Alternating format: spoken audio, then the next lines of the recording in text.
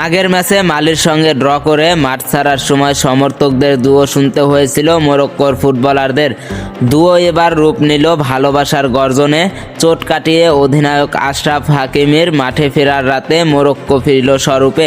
সোমবার রাবাতে জাম্বিয়াকে ৩-০ গোলে হারিয়ে গ্রুপ সেরা হয়ে আফ্রিকা কাপ অব নেশনসের শেষ ১৬তে উঠেছে স্বাগতিকরা। ৬৪ মিনিটে বদলি হিসাবে হাকিমি মাঠে নামার আগেই নিশ্চিত হয়ে যায় মরক্কোর দাপুটে জয়। জোড়া গোল করেন আয়ুব এল কাবি, একটি গোল ব্রাহিম দিয়াজের। ৩ ম্যাচেই গোল পেলেন রিয়াল মাদ্রিদ তারকা দিয়াজ। ৩ ম্যাচে ৩ গোল হলো কাবিরিও।